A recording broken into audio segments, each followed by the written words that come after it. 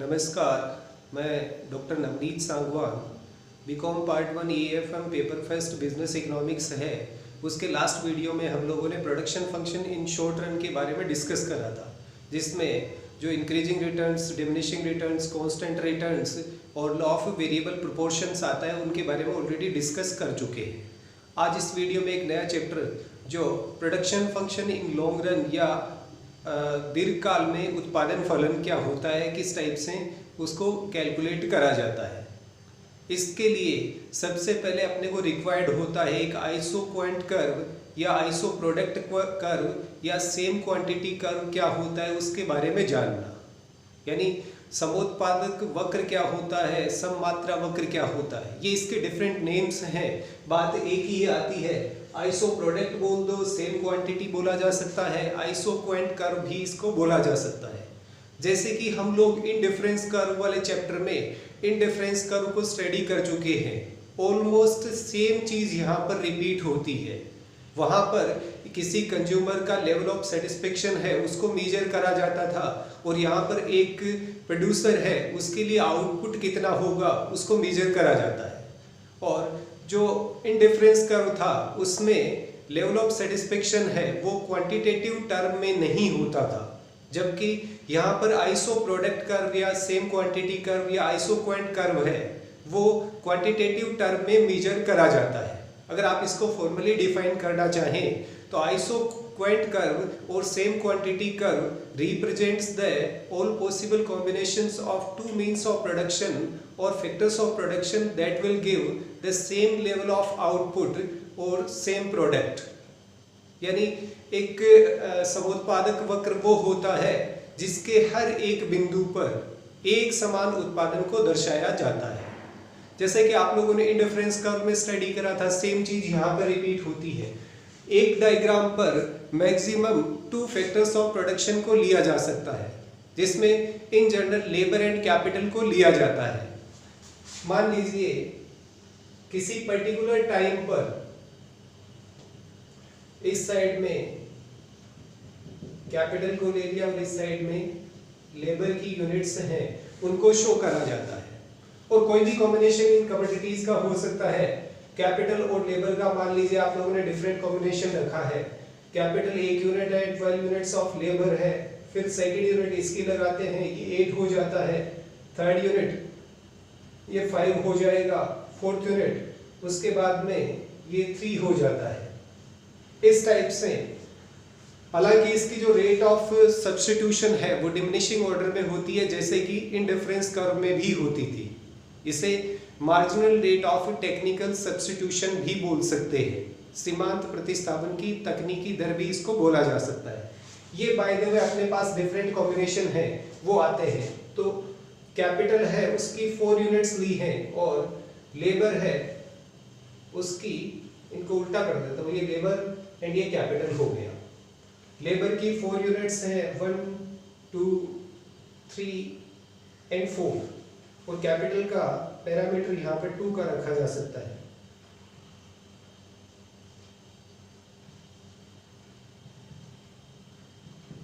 ये different combinations हैं, उसको आप रिप्रेजेंट करेंगे। और इस टाइप से कोई भी एजम्पशन आप ले सकते हैं। आप डेटा एज्यूम नहीं करते हैं तो सीधे डायग्राम बना सकते हैं, बट उसकी शेप है वो इसकी जैसे बनती है उसी टाइप से आनी चाहिए। जब लेबर की 1 यूनिट लेते हैं, 12 यूनिट्स ऑफ कैपिटल लिया जाता है, तो ये पर्टिकुलर पॉइंट हो गया। फिर 2 units of labour and 8 units of capital ले लिया जाता है। 2 units of labour and 8 units of capital. फिर 3 units of labour and 5 units of capital का कॉम्बिनेशन निकलेगा। लास्ट जो आता है वो 4 units of labour and 3 units of capital आता है। तो इस टाइप से ये एक आइसो प्रोडक्ट कर्व निकल के आता है। इसे iso quant, iso product, same quantity कुछ भी बोल सकते हैं। अब इसको क्वांटिटेटिव टर्म में किस टाइप से मेजर करा जाता है।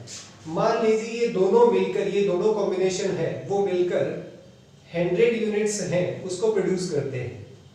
ये टोटल प्रोडक्शन हो गया।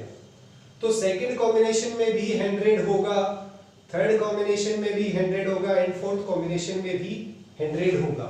ये आपके different combination A, B, C and D हो जाते हैं। इसके A पॉइंट पर आप मेजर करेंगे तब भी 100 यूनिट्स का आउटपुट या प्रोडक्शन आपको देखने को मिलता है, जहां पर आपके इनपुट्स क्या हो जाएंगे 12 units of capital and 1 unit of labour. आप सेकंड कॉम्बिनेशन पर जाते हैं तब भी आपका आउटपुट है वो सेम रहता है, इसीलिए इसको सेम क्वांटिटी या आइसोक्वेंट या आइसो प्रोडक्ट कर्व बोला जाता है। यानी इस कर्व पर किसी भी पॉइंट पर आप मेजर करते हैं आपको 100 यूनिट्स हैं वही प्रोडक्शन मिलेगा। तो ये होता है आइसो प्रोडक्ट कर्व। अब आइसो प्रोडक्ट कर्व है या आइसोक्वेंट कर्व है, इनकी कैरेक्टरिस्टिक्स क्या होती हैं या प्रॉपर्टीज क्या होती हैं। इसको कैरेक्टरिस्टिक्स भी बोला जाता है एंड इसको प्रॉपर्टीज भी बोला जाता है। यानी सब मात्रा वक्र हैं उनकी क्या क्या विशेषताएं होती हैं। कैरेक्टरिस्टिक्स है वो भी इवन आपको सेम मिलती है। जैसे फर्स्ट पॉइंट आता है आपको आइसोक्वेंट आर नेगेटिवली स्लोपिंग, सममात्रा वक्रों का ढाल ऋणात्मक होता है, यानी लेफ्ट टू राइट डाउनवर्ड होता है। और यही सेम कैरेक्टरिस्टिक्स आपको इंडिफरेंस कर्व में देखने को मिली थी। सेकंड आता है each combination of isoquant show equal production, यानी सब मात्रा वक्र का प्रत्येक बिंदु समान उत्पादन को दर्शाता है। और उसमें भी इंडिफरेंस कर्व में क्या था, each point of indifference curve show the equal satisfaction of consumer, यानी वहां पर भी एक उपभोक्ता उसकी समान संतुष्टि को प्रदर्शित करता था। आप इस पॉइंट पर देखेंगे तब भी 100 यूनिट्स का आउटपुट आता है, इस पॉइंट पर देखेंगे तब भी 100 यूनिट्स का आउटपुट है, सी पॉइंट पर आते हैं तब भी 100 यूनिट्स एंड डी पॉइंट पर भी 100 यूनिट्स का आउटपुट आपको देखने को मिलता है। इसीलिए ये हर एक पॉइंट पर सेम लेवल ऑफ आउटपुट या प्रोडक्ट है उसको शो करता है। थर्ड आता है isoquant need not to be parallel to each other, यानी 2, 3, 10, 5, 50 जितने भी आइसोक्वेंट कर्व आपने शो कर रखे हैं वो एक दूसरे के पैरेलल हों ऐसा रिक्वायर्ड नहीं है।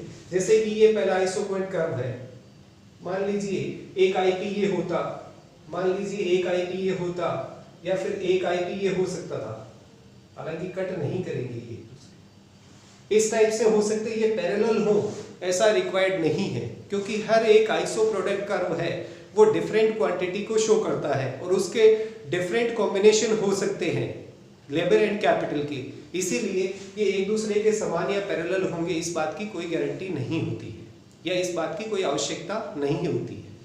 फिर फोर्थ पॉइंट आता है वो है isoquant curve is convex to the origin, ये मूल बिंदु के उन्तोदर होते हैं, कॉन्वेक्स होते हैं और इसका रीजन होता है marginal rate of technical substitution. आप यहाँ पर MRTS भी कैलकुलेट करते हैं तो वो क्या निकल करके आती है कि यहाँ पर आपका कॉम्बिनेशन पहले वाले में आएगा नहीं, सेकंड में इसका 1 यूनिट का सेक्रीफाइस करते हैं तो इसकी 4 यूनिट्स, इसकी 1 यूनिट इंक्रीज करते हैं तो यहाँ पर 4 यूनिट का आपको सेक्रीफाइस करना पड़ता है। तो रेशियो क्या हो गया यहाँ पर 1:4 का। फिर यहाँ पर 1 यूनिट आप इंक्रीज करते हैं तो इसकी 3 यूनिट्स का सेक्रीफाइस करना होता है, 8 - 5 करेंगे तो इसका रेशियो 1:4 का था, इसका रेशियो 1:3 का आता है। फिर यहाँ पर 1 यूनिट आप इंक्रीज करते हैं, यहाँ पर 2 यूनिट्स का सेक्रीफाइस करना पड़ता है तो 1:2 का रेशियो यहाँ पर रहता है और ये डिमिनिशिंग फॉर्म में होता है। इसीलिए आइसो प्रोडक्ट कर्व या आइसोक्वेंट कर्व या सेम क्वांटिटी कर्व है वो कॉन्वेक्स टू दी ओरिजिन होता है, मूल बिंदु के प्रति उन्तोदर होता है। आप इसमें भी देखना चाहेंगे तो ये पहला कॉम्बिनेशन निकलता है, फिर ये सेकंड कॉम्बिनेशन निकलता है, फिर ये थर्ड कॉम्बिनेशन निकलता है। इनका डिफरेंस है वो डिमिनिशिंग फॉर्म में मिलेगा, इसीलिए ये मूल बिंदु के प्रति उन्तोदर होते हैं या कॉन्वेक्स टू दी ओरिजिन होते हैं। फिर नेक्स्ट आता है इसमें two isoquant curve do not cut each other, दो सममात्रा वक्र एक दूसरे को कभी नहीं काटते और इसका सिंपल सा रीजन होता है, अगर आप लोगों को इंडिफरेंस कर्व वाला याद आता है तो उसमें एक चीज बताई थी मैंने, ट्रांजिटिविटी, समक्रमकता। जैसे आप ए कोई कमोडिटी है उसको बी कमोडिटी पर प्रीफर करते हैं और बी को आप सी कमोडिटी पर प्रीफर करते हैं, इसका मतलब ये भी होगा कि ए को आप सी पर प्रीफर करते हैं। ये जो ट्रांजिटिविटी होती है, कंसिस्टेंसी होती है, उसी की वजह से ये इस टाइप से कभी भी आपको इंडिफरेंस कर्व देखने को नहीं मिलेंगे, वो एक दूसरे को कभी काटते नहीं है। और अगर ऐसा आता है तो वो इंडिफरेंस का आइसो प्रोडक्ट कर्व अगर ऐसा आता है तो वो गलत माना जाएगा। फिर इसमें लास्ट पॉइंट आता है, वो है iso point curve never touches any axis.